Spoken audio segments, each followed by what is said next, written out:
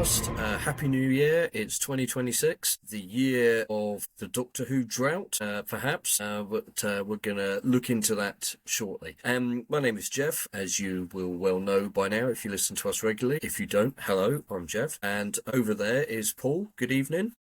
Hello and good evening, Jeff. How are you? You all right? Yes, I'm good, thanks. You okay?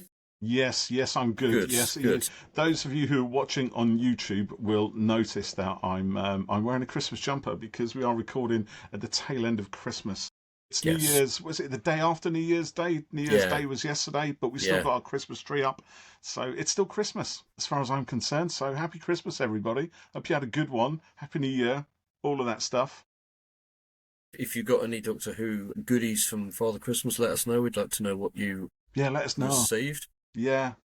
So if you're new to us, and even if you're not, this might be a little refresher, but we are a weekly Doctor Who podcast. Usually. We drop usually. We're good. Missed one recently. We've had a bit of time off over Christmas, haven't we? Yeah, we did, yeah. To finish off the eggnog and everything else. Yeah. But we drop a new episode every Sunday at 6 p.m. Occasionally there's random episodes as well, depending on things that might be happening. Mm-hmm. So we do episode reviews, episode commentaries, we talk to cast and crew from the show, we talk to Big Finish talent and writers, and we talk to other fans, and sometimes we do our own audio dramas as well. Audio dramas and audio books, yeah. So we've done quite a few of those. That's a lot of fun.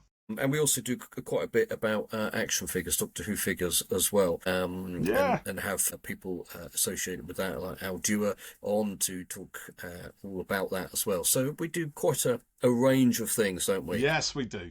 And we wear Christmas jumpers of... out of season. So like Paul said... out of season if you're listening to this in the future, in the summertime. Yeah, if you're coming to this like November 26th... Years from now. All of what we're talking about now has probably been proven wrong.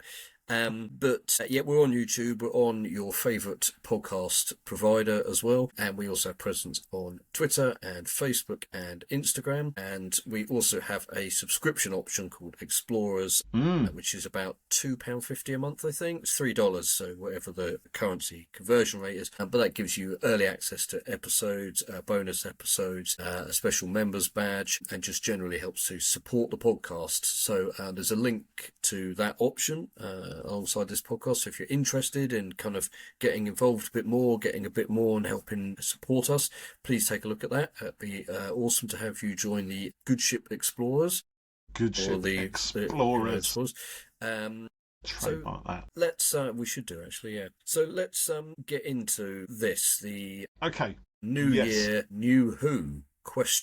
New Year, New Who. So, as we probably all know, there's not going to be any new Doctor Who until December 2026. It's a long time.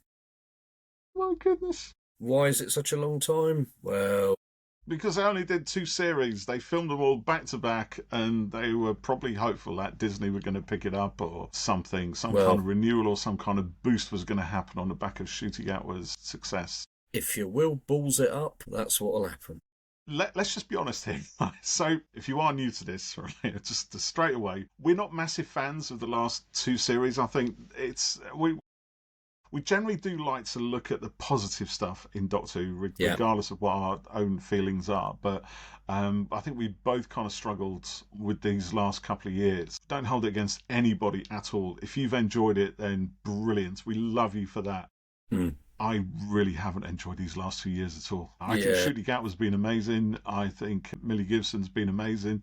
But the stories themselves I found just horribly wanting and lacking in so much of the stuff that I enjoy seeing in Doctor Who. But for those of you out there who enjoyed it, brilliant. That's great. I'm not going to hold it against you at all. That's not my place. We would never do that. No, not at all. And I think it's funny. It's funny in a way because we're both huge 13th Doctor era fans, and particularly for me, that's the sort of pinnacle of Doctor Who. Peak.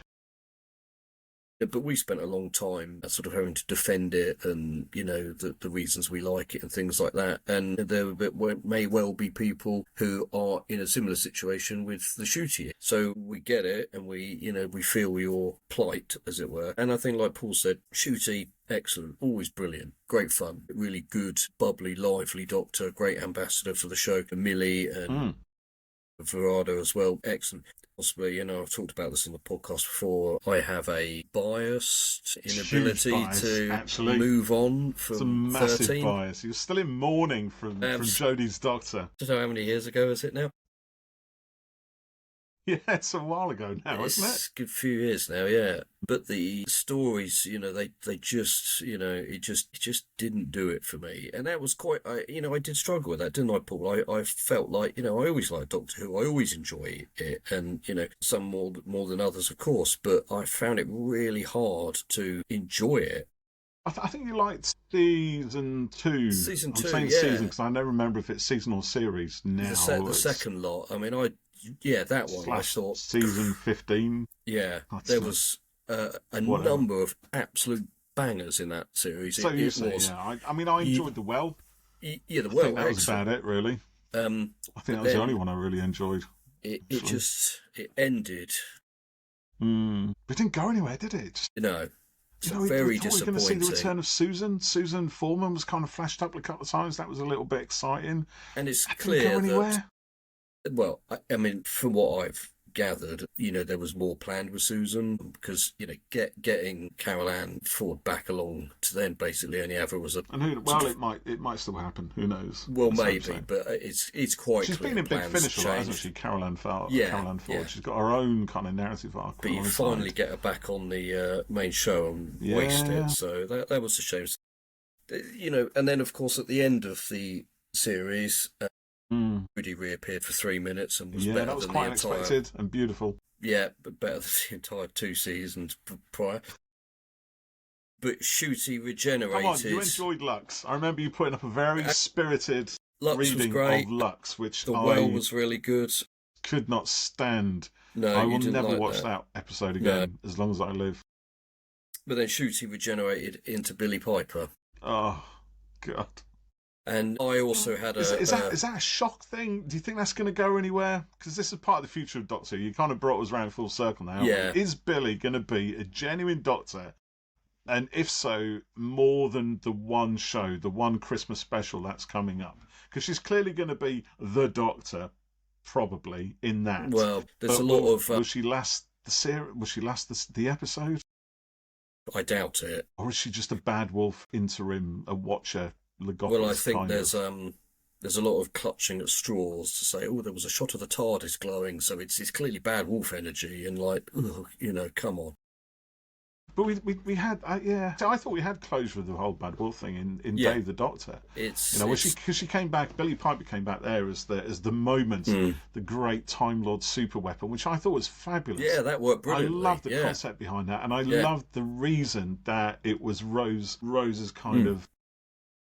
It was her embodying the moments because she meant so much to the Doctor, and that helped towards him becoming healed and changing the way that all played out, so that he was no longer a guilt-ridden survivor. He was kind of healed by the whole thing. He'd become the Doctor again.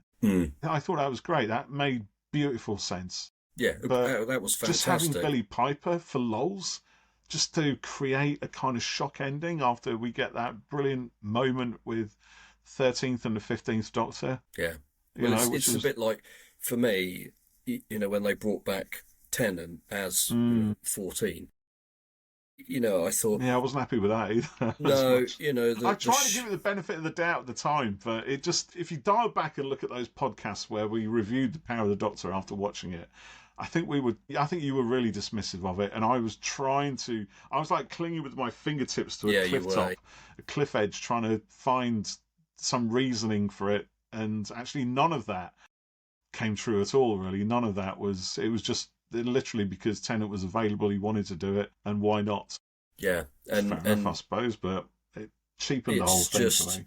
It's going back to, this is the most popular incarnation of Doctor Who. Tom Baker was the most popular. Still is, in my opinion. And the sad thing is, the Star Beast, great fun. Wild Blue Yonder, excellent. The Giggle, pretty decent. So, they were good episodes, but I just thought, why have we gone back to Tennant again? And now we've gone we back had the whole to Billy. Regeneration thing, didn't we, as well? Which is just... Look, if you're new to the podcast, we talk about other stuff as well. Just trashing the series. This is not good. This is not what we do, Jeff. Is this what we become now? Is this who we are in 2020? Well, We just trash our favourite programme. I'll come back to that in a minute.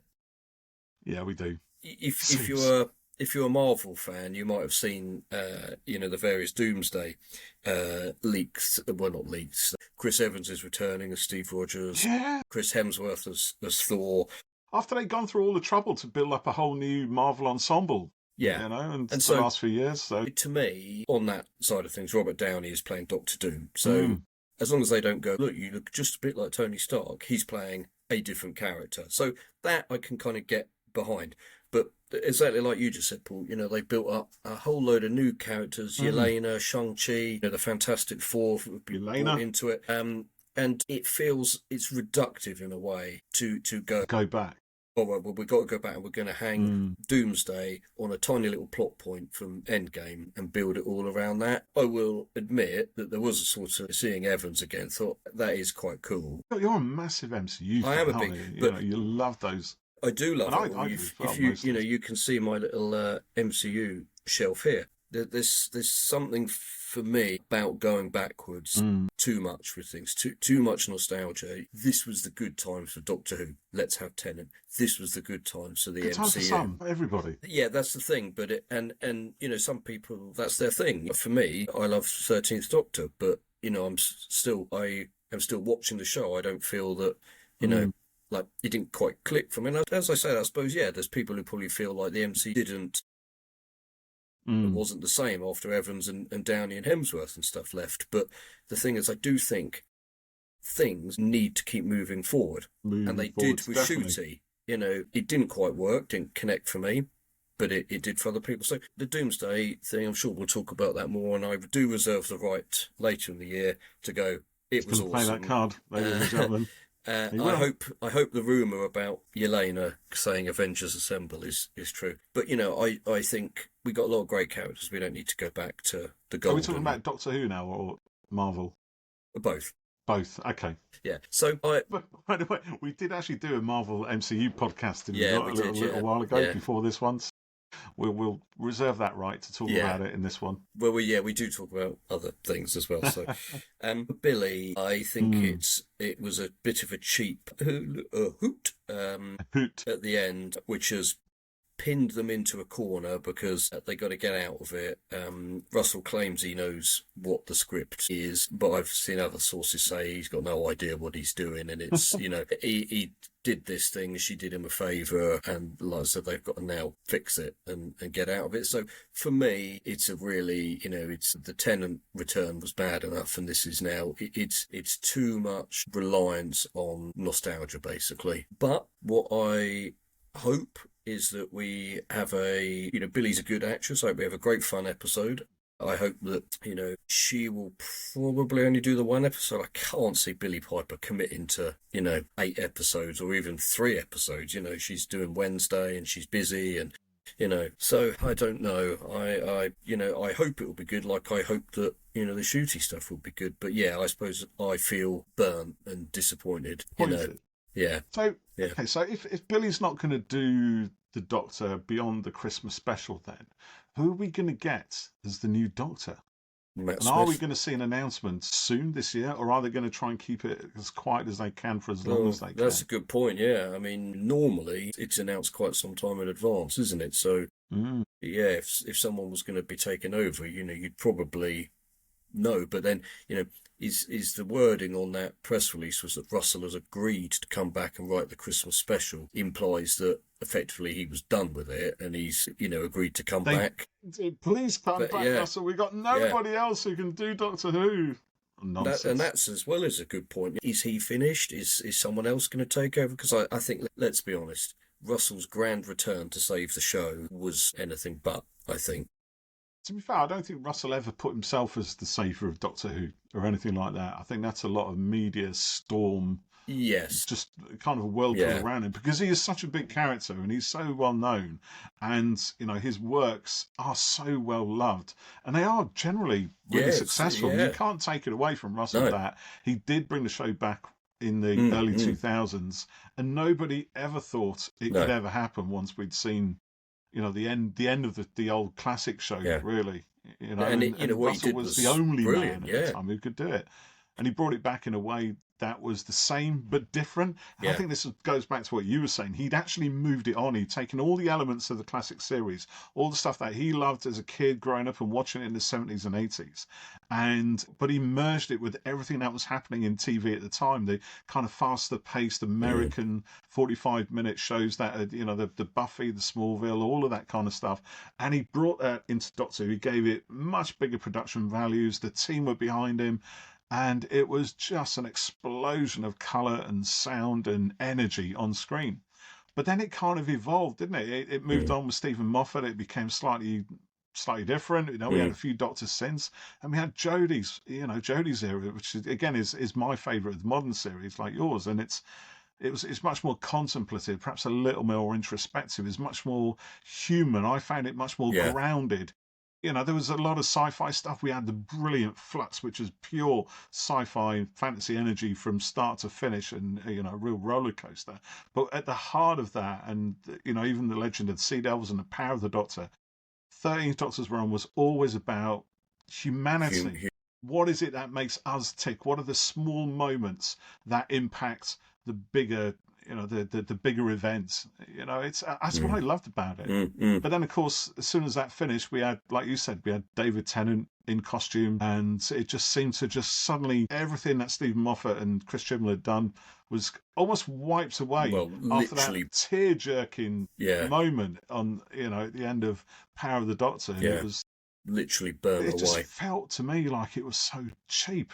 And then, Mm. of course, we had the Christmas special. It was all right. And anyway, but I'm just going over what we had. Doctor Who has to move forward. A lot of these shows do. And there's a huge amount of nostalgia in Doctor Who, and I was guilty of sort of playing into this as much because I love the classic series. That's whenever I sort of watch a lot of those old episodes, I'm immediately transported back to when I was a teenager, kind of growing up, and just enjoying Doctor Who on and off as a sort of burgeoning fan. Exploring, finding the series, learning about it, finding all these new stories, catching up on the last sort of 20 years that I'd missed because I wasn't alive then. It was like, as part of the wonder of it, and all those moments, all of those stories are kind of tied up in key events of my life. It's grown from someone at school to leaving school, going to college, getting drunk, and getting married, having kids, all of that stuff. It's all tied up. There is a massive element of nostalgia, but regardless of that, it has to continually move on. Fine for the occasional show to reference older stories and go on, but building the whole next chapter of Doctor Who on trying to recreate something that's gone before, Yeah. it's not gonna wash. It's just, we've seen Yeah. it can't does. work. I think Russell was trying desperately to find some element that both retained that old energy, that he had in 2004-5, but move it on. I think the way he went was that whole questioning about the nature of reality and fiction, and fictions within fiction, stories within stories. How does the idea and the threads of mythology and legend play out in ordinary life? And what if those boundaries were somehow eroded by some greater cosmic force? But I think that was what he was trying to do. Yes. And I think there was also a lot of humour that was being brought back into it as well. Doctor Who has always had a penchant for being a little bit silly at times, and that's fine. It was actually I found a lot of this series was a lot silly. It's like, it's fine, but it's all one note silly. It almost felt like it was silly for the sake of being silly. Douglas Adams, when he was script editor of Doctor Who in sort of season 17-ish, season 17 towards the end of Tom Baker's era, he did silly, but he weighted it with some massive concepts that he worked hard to give them a kind of verisimilitude, a reality, a grounding, a feeling that this stuff could actually be a thing. It could be real. You look at something like The Creature from the Pit, which is treated like a pantomime from start to finish by the cast and crew and everything else. But at its heart, there's a massive sci-fi concept, in the types of that, one planet is all metal, the other one's all chlorine, and and there's a big neutron star thing at the end of it, and it's like, well, it's just massive. It's huge, grand concept stuff. Whereas here, I think the grandest concept we had was with Lux, where the Doctor steps out of a TV show about Doctor Who to have a little chat with some fans. It's just no.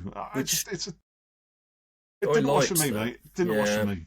In fairness, I haven't watched it again, so I'm I never going might. to watch Lux again because I might actually, if I get really, really drunk and old and one day and just fancy a laugh, I might just see it. Yeah. Anyway, so what have we got coming up in the Well, year then? Because one obviously thing. no Doctor Who until Christmas. No. What have we got until then? Well, one thing that we've got coming that I am looking forward to is Circuit Breaker, which is another attempt at a multimedia spin-off, this time focused on the Fugitive Doctor. We're big fans of the Fugitive Doctor. We've had Jo Martin on the podcast. She was brilliant. The two Big Finish box sets that they did with her were excellent. And this series is going to be some audios. I think maybe just one book that Jo has written. Let's have a look at this. I saw mention of a game somewhere, and I'm sure there'll be a tie-in in DWM and probably Titan Comics and stuff. So I think the general plot, here you go, is that unit, some artifacts turn up, and they call for the Doctor to help with things, and the Fugitive Doctor turns up, and I think, oh yes, and it's kind of been led by Esme Chakimi Pearson, who... Yeah, right. And now we interviewed Esme, didn't we? Yeah. She wrote the Christmas novelisation of The Church on Ruby Road. That's right. And she also did another original.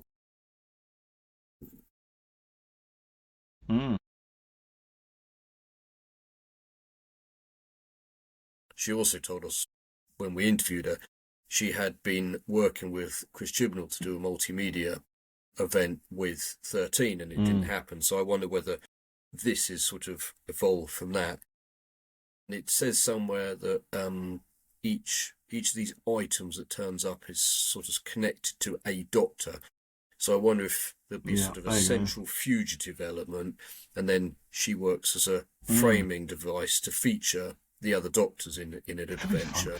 So that would be good. So there's a lot in favour for this, I think. And so I'm really looking forward to seeing what comes out of this. I'm not sure when it starts, but a little bit later this year, I think. See, this is quite fun, but how does Unit know about her, and is she the Doctor they expect? Yeah. I mean, this is what I love about the Fugitive Doctor, is that she isn't actually the Doctor that people expect, because she's not quite the Doctor. She is the Doctor, but she's almost like a kind of a proto-Doctor. Yes. She shows signs of the Doctor that we know, but she's not quite there yet. She's prone to some quite passionate outbursts and unexpected actions, should we say, breaking the horns off space rhinos and generally kind of mixing it up a bit. There's a real sort of unknown frizz-on of excitement with the Fugitive Doctor that I like. So this could be a lot of fun. Yeah, I think this is going to be really good. So I'm very much looking forward to all of that when it starts. Jo Martin says she's thrilled to tell more stories about the Fugitive Doctor and cannot wait for fans to unlock all the twists and turns across the Circuit Breaker story. Yeah, that could be fun. I mean, we've had a few attempts in the past to kind of tell a Doctor Who story across multi-platforms and multimedia and stuff. And I think we're both in agreement. They haven't really worked for us. It hasn't really worked. I think like they did Time Lord Victorious, which had two books again with the 10th Doctor, and they were both very good. There was a really good villain in it, but then they kind of told the story. Then the sort of extracurricular things, some 8th Doctor Big Finish audios, a couple of BBC audios, the comics. It was they were good, they were fun, but they weren't integral to it, really. And I don't know how you can do a multimedia thing that tells a complete story across all of it, because not everyone can afford to or access every sort of part of it.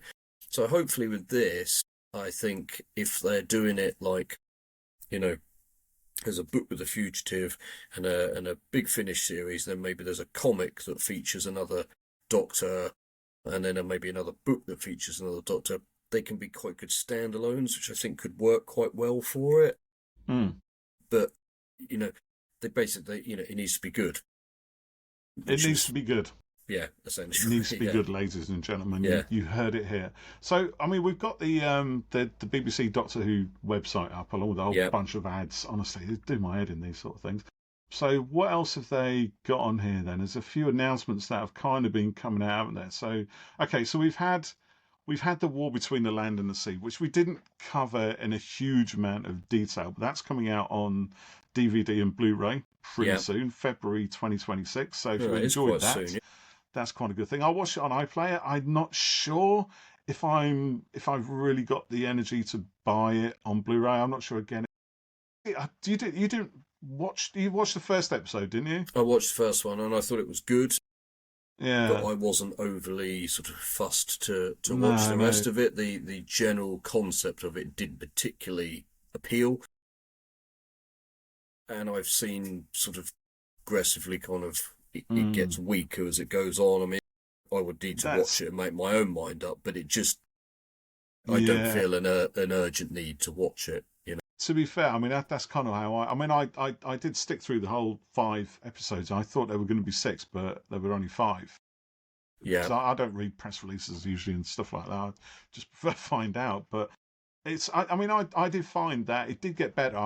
I didn't really enjoy the first series. I knew Pete McTighe was writing the next couple at least, so I stayed with it. And I thought they got a lot better actually. So episodes 2, 3, 4, I thought were strong.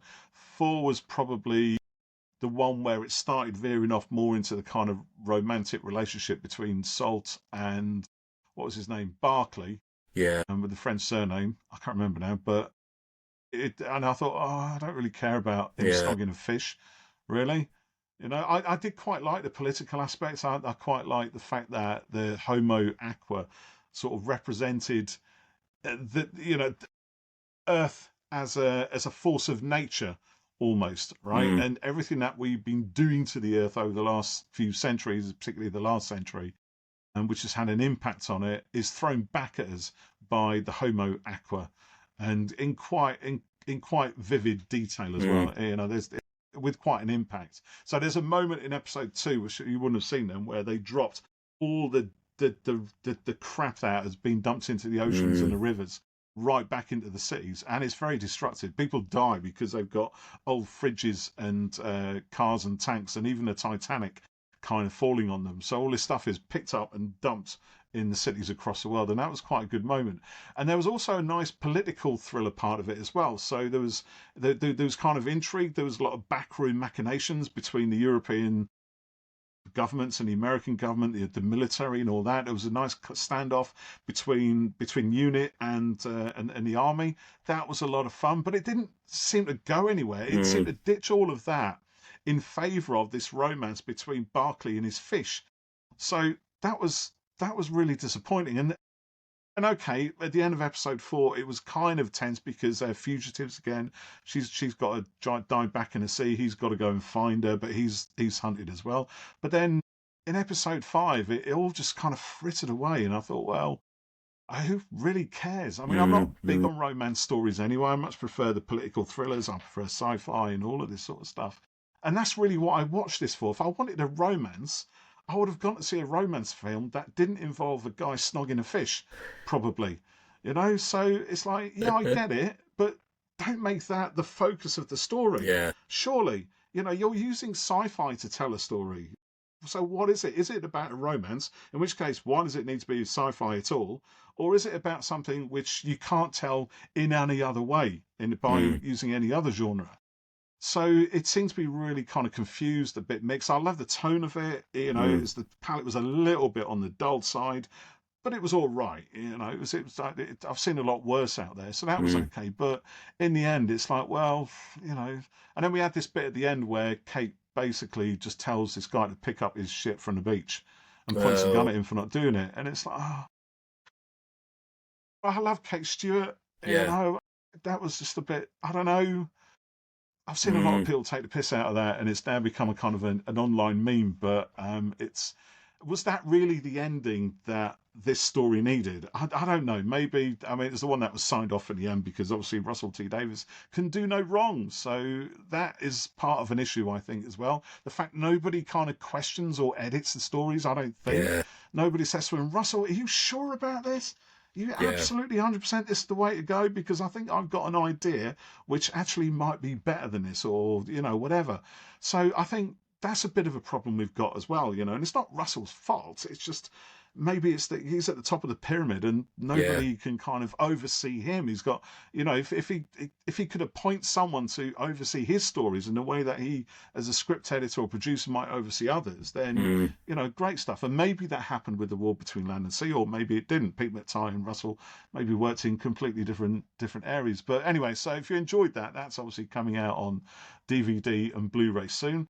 And one which is probably more exciting to me is we've got my favourite season of the classic series, 21, coming out in the collection Blu-ray range. I love these Blu-rays. I really do. They are really good. They're fabulous. They are made with love. And again, Pete McTighe is kind of involved in these, isn't he? He does the trailers for them, and sort of puts some of the backroom stuff together. And Chris Chapman as well, who does a lot of the value features, documentaries, there's interviews. Is the Behind the Sofas, which is one of my favourite things of this. I'm not happy with Gogglebox. I hate it when the kids watch Gogglebox, and yet Behind the Sofa is essentially Gogglebox, and I love it. So we've got 48 hours with Fielding in there as well. That sounds good. I don't know what it is. Toby Hidoki crashes at Janet Fielding's what? It just kind of leaves it hanging there. Yeah. Right? There's nothing going on there. But Look Who's Boating. Peter, Janet and Sarah take to the river for an epic adventure. I think this will be hilarious. Because they're really it was good together. The season 20 Blu-ray collection. They all went off for a trip to the Netherlands. They drove across Europe to the Netherlands. So I think they sort of picked up in France. And I don't know if you saw that, but it was hilarious. And they stopped off at a few places. They made some chocolate at a sort of patisserie and did a few other bits and bobs, saw some sights. But just Peter Davison, Janet Fielding and Sarah Sutton, the chemistry they have between them off screen as much as on screen is it just makes these little vignettes an absolute delight to watch. So I'm really looking forward to that. Yeah. And we've got a new surround mix on Warriors of the Deep, which, as you famously said, Jeff, is a bit like Die Hard. Yeah, it's a bit like Doctor Who does Die Hard, with Sea Devils, or Homo Aqua, as we're now going to be calling them. But new sound mix on Warriors of the Deep, The Awakening, and The Caves of Androzani, which is, I've made no secret of this, it is probably my favourite Doctor Who story of all time, of all media. I mean, I've seen it so many times. I've read the novelisations so many times. I've listened to it. It is, for me, the most perfect Doctor Who story of all time, bar none. There's lots of others I love, but, this is pinnacle. It's peak to me. So I'm really looking forward to a nice cleaned up version with surround sound and everything else on that, because that on my massive telly and my massive sound system is going to be just like being at an IMAX, Jeff. Yeah, obviously, yeah. The Five-ish Doctors, have you seen this? I have seen that, yeah. What's the reboot? Again. Yeah, that reboots, was really the new audio commentary. Yeah. So that's going to be fun. Can you scroll down on that page that you're there? Keep going. Fantastic cover as well for that set. Oh, it's beautiful, Yeah, really good. Keep going. I saw there was another news piece on the BBC site. It said about a auction. An auction? Oh, yeah, there it is. Yeah, Doctor Who online auction coming in 26 with partnership with Prop Store. Slightly worrying that they're auctioning off stuff in a seemingly big fashion like that. 200 costumes and props from the series between 3rd and 19th of February. Well, that's pretty soon. That's only a month from now. I mean, January goes on forever, so it'll feel like 5 years from now, but 5 weeks or so. So, Whovians worldwide are invited to bid on over 200 costumes and props from the series. Look at that. BBC Studios have announced an exclusive Doctor Who online auction in partnership with auction house Prop Store. 3rd of February to 19th of February. Blah, blah, blah, blah, blah. Bid starting at £100. 200 iconic props and costumes. Registration for the auction opens today on the Prop Store website. A link is here. I'm narrating this, Jeff, for the people who are just listening rather than watching. Yes, good point. You can carry on reading that, mate. That's fine. I am reading it, because I'm wondering, our listeners. I'm wondering why they're selling off a load of 20% stuff. 20% of the net hammer price will go to BBC Children in Need to help make a difference to the lives of children and young people in communities across the UK. That sounds like it could be fun, doesn't it? Very nice. Keep an eye on that. There's quite a lot of stuff going on there. So we've also got more Big Finish coming. Obviously, there's lots of classic Doctors adventures. I'm looking forward to seeing what the two Sixth Doctor sets are that are coming out this year. They haven't revealed anything yet, but I very much like those series. And then every other month is the 13th Doctor adventures and the Ninth Doctor adventures as well. We're a bit behind on the Ninth Doctor ones, but they've been very good, as have the as have the 13th Doctor ones as well. So yeah, I'm looking forward to that. Another year's worth of new 13 adventures is exciting. And you were saying there's some new Target novels coming out as well, aren't there? Yeah, I mean, I was on our Twitter site and I looked at Doctor Who merchandise. That's a great account. If you're not following it, you account. should. Yeah, we love them. So they kind of just very neatly, actually, kind of just summarised a few things for us. Yeah. So thank you, Doctor Who merchandise. We are totally going to quote you on this. So Blu-rays we know about, War Between Land and Sea we know about, but they're also saying, where was it now? Yes, they're not on here now, so it may be. Hold on, let's have a look. Where was it now? Honestly, there was. Yeah, there we go. Yeah. So we've got The Impossible Planet, The Satan Pit by Matt Jones. We've got Time of Angels, Flesh and Stone, Target novelisation by Jenny Colgan. I think she did a couple of 10th Doctor stories and things. Yeah, she's quite good. And we've got Aliens of London, World War III, originally by Russell T Davies, novelised by Joseph Lister. Now, that could be a lot of fun. I do like Joe's novels, original novels, and sort of Big Finish stuff as well. He's written some, a lot of Doctor Who across various media. Also wrote a whole bunch of the Sarah Jane adventures as well. Some of the best Sarah Jane adventures, which not only dealt with with a monster to be defeated, but also a lot of the kind of issues that our teenage crew had to sort of undergo, kind of mentally and in their sort of lives. So Joe was really, really good at that stuff. So I'm imagining he's going to have a lot of fun with Slitheen. Yeah. Huge farting aliens in rubber suits. So could actually be a lot of fun. And Time of Angels. Yeah, I mean that's a great two-part of that. I love it, and I'm sure Jenny will do a great job on getting under the skin of the angels as such. Yeah. And I'm looking forward to The Impossible Planet Satan. Yeah, that's also a great story. This was wasn't it? And it's one of those that was kind of like the first proper sci-fi of the modern series. I think it's like an effort to have a lot of a big strong sci-fi element, but with the devil in there as well. I'm struggling for my words a bit really, because I realise I'm probably going to end up contradicting myself. But it's a good story. I enjoyed it. I enjoyed watching it. But Time of Angels, Flesh and Stone for me, I mean it's full of some pretty big concepts. Yeah, that's a great one. Yeah. So it'd be nice to just read, see how they're interpreted in novel form. Yeah. Well, we'll cover them. I'm sure. Is it 26th of March they come out, and hopefully we might be able to have some of the. And we've also got writers as well.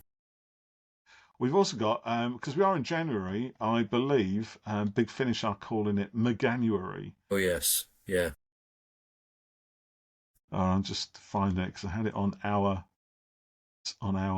There we go, Meganuary. So 2026 marks 30 years since the TV movie was first broadcast. We're celebrating all things 8th Doctor this month, which we're calling Meganuary. I mean, I'm not going to argue with that, because the 8th Doctor, we just didn't see enough 8th Doctor. No. We've seen a lot more of him on TV since, and there's a stack of novels, a stack of Big Finish audios. And for me personally, I can't get enough of the 8th Doctor. I just want more McGann, more 8th Doctor. Just bring it on. Just pile it. Just literally stick me in a bull pit and have it all pile on top of me. I will take it all of it. So I'm really looking forward to that. That's good. Is there a new series with him on Big Finish? There's always something going on there is always with the 8th Doctor. Yeah, I believe there is another box set in the works. Well, you saw a picture of Jodie, didn't you? It's the Paul Spragg competition winner this year, so it's Doctor Who Short Trip, the Wednesday that wasn't, Paul Spragg Memorial Competition. This just came out a couple of days ago and was written by Luke Collins. we've been chatting to Luke, and we're going to get him on for a chat about his listen out his for this script one. here. So we need to find a little bit of time to listen to that, and then we'll have a chat with Luke and find out a bit more about it. So that'll be good. Looking forward to that. There's a fair bit of stuff going on there, isn't there? There is some good stuff, I think, despite the main show not existing. And I'm sure there will be action figure excitement aplenty and some new Titan comics as well throughout the years. There will be more things to look out for, and we will do our best to keep busy on the podcast and keep you hopefully entertained and informed about all sorts of different things across the Whoniverse. And let's just credit Cultbox here as well for writing this little piece here. I think Cultbox are great. They featured us on there. They have, on their podcasts of the we love month, these guys. So Ian McCardell, well yes. So thank you, Ian, That's if you're listening to us. Appreciate all of that. But there is a lot happening in other areas for the shows. So that's good. Indeed there is. Right, so let's go back to... there I am. There you are. Right. Let's stop sharing that screen now, and it's just me and you again, just to wrap it up and finish off, Jeff. Yeah, our first podcast of 2026. Yeah. Thank you for sharing it with us, your listeners. Have you been listening or watching anything else over the Christmas period, Jeff? I wonder. Huh? Well, one film with blue aliens. Wait. I almost time space. Okay, you may speak. So yes, as anyone who listens will know, I'm quite a big fan of the Avatar films, and I went to the midnight showing of Fire and Ash on December 18th, and it was incredible. There's too much to talk about. The film is obviously long anyway, but it is so dense, and I'm going again on Monday, actually. I got a voucher for 7 hours Christmas. You spent watching one Avatar film. Well, yeah, it is. A friend of mine did all three. I think it was at the BFI and the IMAX. Were they back to back? Pretty much, yeah, with Ash being at midnight. So it's the film is like it's the second part to The Way of Water. So some people online were like, it's just kind of more of the same. Well, it's just like a gigantic 6-hour film. It was one script that became so big they split it into 2 films, because initially it was going to be 4 films in total, then it became 5. So it continues all of the kind of plot stuff from there and the character things. Part of that story, then it takes place like seconds after the end of the last film. It's not like a sequel as such; it's the continuation rather than I didn't know. It's one film essentially. Yeah. Yeah, it literally kind of starts seconds after the end of the last film, and then kind of deals with all the fallout from that. You got a incredible villain in Varung in it, the female one from the Ash clan. She's just a ferocious psychopath. A brilliant character. Relationship she develops with Quaritch is so good. They're just a pair of weirdos together. But Quaritch's relationship with Spider, he's sort of Spider genetic son, but of course Quaritch is now the dangerous one, the edgy one. But Quaritch is, he's not human anymore. So is he really the son, or is he not? So that becomes complicated. Yeah, what happens when your avatar has it away with a... Jake has adopted Spider, but something happens to Spider in it, and he becomes a literal liability for the entire planet, essentially. And there's some quite, there's some really tense stuff in it, actually. The scene with Jake and Spider where you don't know which way it's going to go. And the 3 guys are sort of, they have to form an uneasy alliance and things, and it's very complicated, and Neytiri gets involved, and complicated. She hates Spider because he's human, and the humans of course so much, and she wants rid of him permanently. So it goes to some really emotional scenes in it, and the cast are excellent, and it does annoy me that they are overlooked in this, and some people still think it's just an animated film. I mean, it's not. performances in there. Yeah, and they're all phenomenal. These guys are giving it everything. You know, and then the act, yeah, they're excellent. And then of course the action is massive and just off the scale. Off and then the charts, mate. There was a few people saying, "Oh, the last battle is just like the one in the last film." Well, does anyone watch Star Wars and go, "Oh, they're just fighting with lightsabers again"? It's like that's the thing, isn't it? So for Avatar, Star Wars. No, but I'm not criticising it because I know. Yeah, in Avatar, I want to see a battle with It's that environment, isn't it? It's that planet that you love. It's that conflict, the nature of that conflict. That's what you're buying into. So, and it's even bigger than last time because it's not just on the water this time; it's underwater. It's in the air. It's on the ground. I remember there was a giant whale thing in the second one. A whole whale council. A whole whale. And Pyakan gets a sort of girlfriend in it, but that's quite a female one. Is blinded and scarred and stuff by the attacks on the humans and stuff. Yeah. And when they said in the second one you're going to have this, whale, you think, what the hell? But actually, I like the whale. That was brilliant. Yeah. The relationship with Loak. He's a wise old. There's a lot of history in that whale. He's seen a lot of things, right? And carries a lot of wisdom in him, if I remember. And he proves his worth and. He's no longer ostracised at the end of it. Oh yeah, there's all that. Yeah. That whole story. Yeah, bless. Brilliant. I could talk for ages. I feel like I need to see it again to take it all in. So I'm very much looking forward to that. See you, mate. Brilliant. It was just wonderful. I'm very much looking forward to going again. It's going to be good. Good stuff. Were you getting emotional there, or were you just cleaning the glasses? No, I was just rubbing my eyes. Jeff does get quite emotional when talking about Avatar, ladies and gentlemen. But at that moment, he was just rubbing his eyes. Oh, look, he's got an Avatar tin. There's tin. Varung with her night wraith. Spectacular. And also, quite interestingly, that creature is an absolute beast. I was reading that she just had a normal banshee, and then until quite late in the process, and Cameron said, I think she needs something more ferocious. So they designed a whole new creature in the space of like a month. Oh, right. They put some work into it. And so she has this fantastic ride in it. So it's great. Yeah.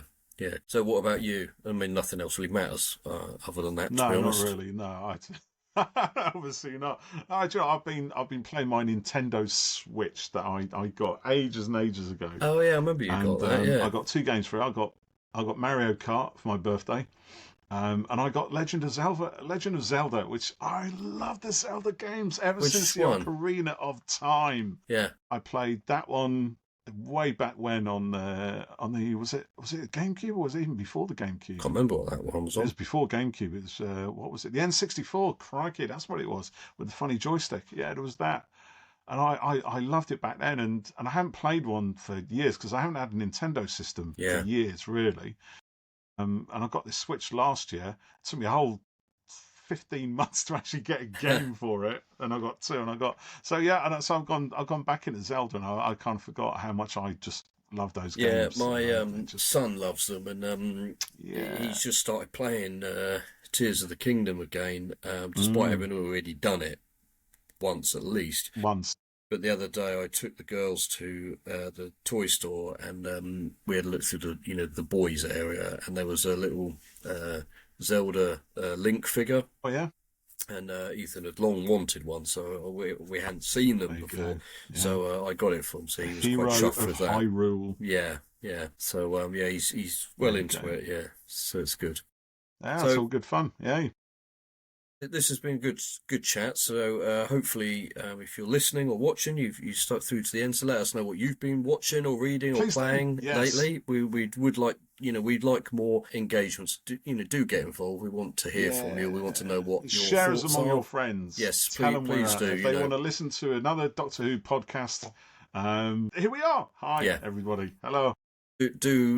We appreciate all the support, and definitely. The more we can get, the more we can do. So please like and share and comment and all of that stuff. All of that stuff. Yeah. All of the above.